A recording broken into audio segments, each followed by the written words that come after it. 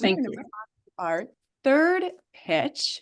And right now we're going to have Erika Watson joining the stage. And I know she has somebody helping her as well with her slide deck. And so let's make sure they are available. Great. And Erika is going to be pitching an idea that it could impact special education advocacy across the whole state. So Erika, whenever you all are set up and ready, we will start the timer. Go for it. Kasirian Ngari, the traditional greeting that passed between Maasai warriors, translates roughly to, "And how are the children?" Maasai culture has not forgotten its reason for being. "All the children are well" means that life is good. It means that the daily struggles for existence do not preclude proper caring for the next generation. I wonder how it might affect our consciousness if in our culture we took to greeting each other with this daily question: and how are the children? Today, in communities across Ohio, the answer to this question is not all of the children are well. Children of color with learning differences and disabilities experience racialized ableism in every aspect of their lives, including in their pursuit of a fair and appropriate education. Identification, placement, discipline, and family engagement are the four areas where the inequities experienced by children of color are most acute. My personal experience and the experiences of many other families in our community affirm that the cultural capital of families of color is discounted relative to the cultural capital enjoyed by white families, meaning our ability to convince individuals in positions of authority to meet the needs of our children hold less weight among decision makers than that of white families. Starting in preschool, I would get reports about my son being busy. I was told when he was 3 that he would likely not be successful in the pre-primary classroom at his Montessori school, and that I should hold him back for another year in the toddler room. This equating of my son's busyness to his inability to be successful at grade level continued through pre-K and ultimately was the reason that I chose to move him to a different school for kindergarten. But what about families that don't have that as an option? A single mom on the cusp of being fired from her job because her son's school called her so often to come and pick him up due to behavior problems, a Jamaican immigrant unfamiliar with the advocacy process. She kept telling his teachers that she thought something else was going on with her son and that he wasn't just a behavior problem. The Village Network was able to point her in the direction of doctors at Children's Hospital that ultimately diagnosed her son as on the autism spectrum. I should note that at this point, her son was 5. The average white child on the autism spectrum is identified between 24 months and 30 months of age. Black children on the autism spectrum are often identified much later, causing them to miss out on support services and interventions during their critical early childhood years. Yet another mother that I came in contact with at the beauty shop shared with me that her high school daughter, who had an IEP since elementary school, had developed severe anxiety and was getting in the way of her education. By connecting her to other parents in the Village Network, she discovered that her district had therapists that rotated through schools and that her daughter could see one of these therapists simply by getting anxiety added to her daughter's IEP and the request for services sent through the district office for special education. These frustrating experiences are not unique. One intensive multi-year study focused on a school district in Ohio appeared to support children and families of all races equally. However, the study revealed differences in experiences and outcomes for students based on race.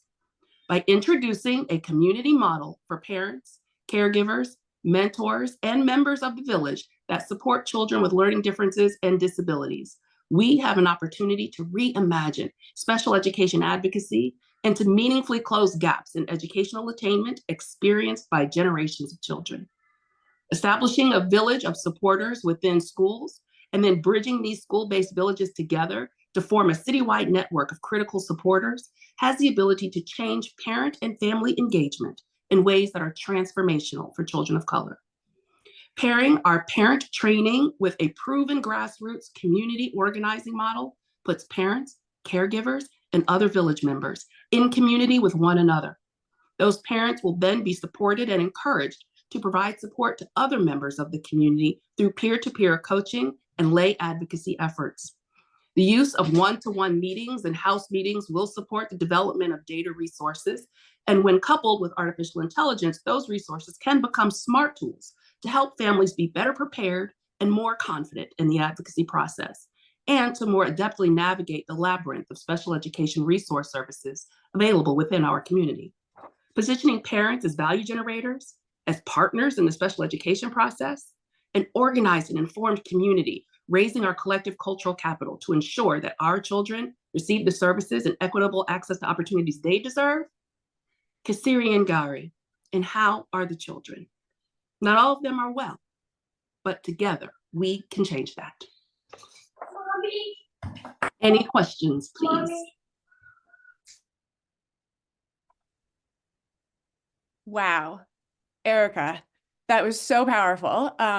And I love that we've got Xander joining too, just in time. Just in time. It's the like proverbial son that is busy still to this day. Mommy. You're talking about it. Let's get a couple of minutes of questions, comments. I see Representative Isaacson already has himself unmuted, so go for it. One, thank you. Super compelling, and it's amazing that you finished with the opening and closing with the same quote in exactly 5 minutes. But you mentioned the proven grassroots organizing model, and so I'm just wondering if you could expand a little bit on what that looks like and how it works in practice.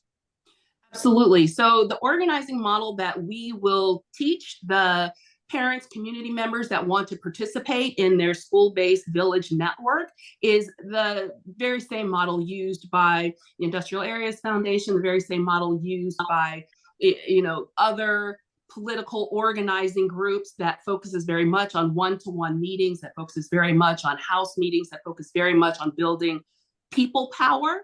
And we will do that embedded within a school using parents, mentors, familial caregivers, anyone that is designated as a caregiver to a child receiving services under IDEA or ADA would be eligible to participate in the village network. We would also support lead parent advocate organizers who are organizing the families within their school by compensating them for their time. So we don't just want to ask people to volunteer for this work. We want them to lean in and do this work because it's important, but we also want to train them and make sure that they're giving the right information, they're giving good guidance around mediation.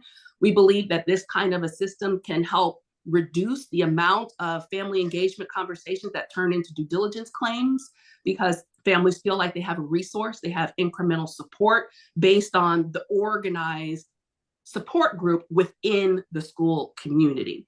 And we think that by connecting those school embedded villages to one another, we can then create kind of a citywide resource that really allows us to build a rich data set of all of the service providers, all the intervention specialists, all of the things that are working for kids across the city to help families more easily navigate what is a very complicated and convoluted system.